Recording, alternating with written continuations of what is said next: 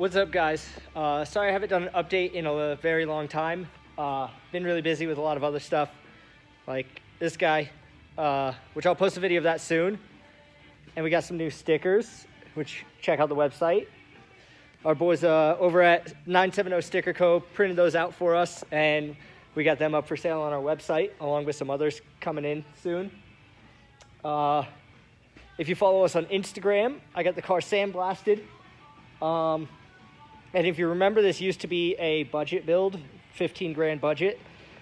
And then I bought some HRE wheels and just blew that out of the water. So, fuck it, we're just going in on it. It's a SEMA build. You can't have a budget on a SEMA build. Got a lot of other parts coming, or in already. Got a whole shelf of parts over here. Got my coils, Bilstein coils, iBox springs. I might switch out the springs for something a little stiffer. Got a 930 brake master cylinder. Got these big old rotors that you've probably seen before. Rebuilt brake booster. Got axles all together. Clutch. Little tiny Odyssey 925 battery. Let's see. Stainless braided Cayenne brake lines to go to the calipers. Wow. 935 style spring plates from RSR, along with those little end plate things. The Cayenne rear rotors. These are just factory Cayenne size with some cool looking vents on them. And then a bunch of stock stuff for sale. And yeah. And I got this beautiful red leather hide, which my grandma is going to be doing the seats. So just waiting for her to fly out here from Florida. But right now I'm going to be working on installing these. This side's not bad. That's how it's supposed to look. If we head over to the other side, this one's cracked there. Somebody tried to weld it back together. It's cracked there. It's cracked everywhere. So I need to grind these cracks out, or grind the welds, weld the cracks, grind those welds, and then throw this plate over the top, and then weld everything all over again. And then also I got new sway bar mounts, because these are all smushed. I guess they're always smushed. I guess that's just a 911 thing. And then a lot of other fabrication. So let's get to it. All right, so I got all the grinding done. So now I'm gonna carefully weld these cracks. 1, 2, 3, 4. Fill in that hole. Fill in those holes as well. So I forgot to show you what it looked like after I welded it, ground it. But you know, there it is, whatever. But I got the plate tacked in place.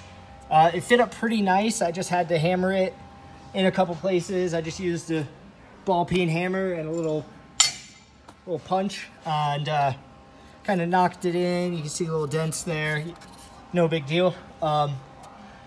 So now I'm going to put the little reinforcement plate on that they give you, like that, and then kind of get to welding slowly. Jump around, weld. I'll run a couple beads, run a couple beads, and then work on cutting these off and getting the other side prepped. So I got the bottoms cut, and now I need to cut that weld, and then I don't think there's any spot welds, so it should just come off after I cut those. And then I got these Johnnies, which basically they go there, just in the corner, right there. So there it is, all cut off, ground, and wire wheeled to give me a good welding surface. compared to this is what it looked like when I got the car. Not good. Good. And we're gonna take this guy here. And just like that. And then they tell you where to weld it.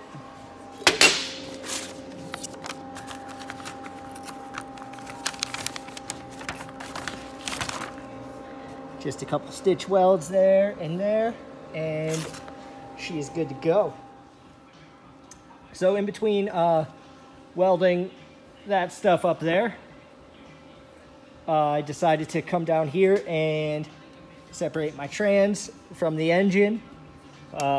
And the flywheel wasn't bolted on before. I got this lightweight flywheel, forget what brand, whatever. Exetti clutch, I think it's an OEM replacement, maybe a stage 1. So I got that, and now, oh, and I got that guy installed, the throw-out bearing and clutch pivot. So now I can throw this thing back on there and tighten it up for good. So I just encountered a weird problem with the EG33 to WRX transmission. This bolt lines up, this bolt lines up. This one doesn't have anywhere to line up to. The stud lines up fine. This bolt hole doesn't have anywhere to go to. Neither does this one. And the stud lines up on this side as well. But with this one right here, you can kind of see in there, it goes to nothing. So we're actually gonna have to drill and tap this for the lower starter bolt. You know, so the starter stays in there and doesn't leave.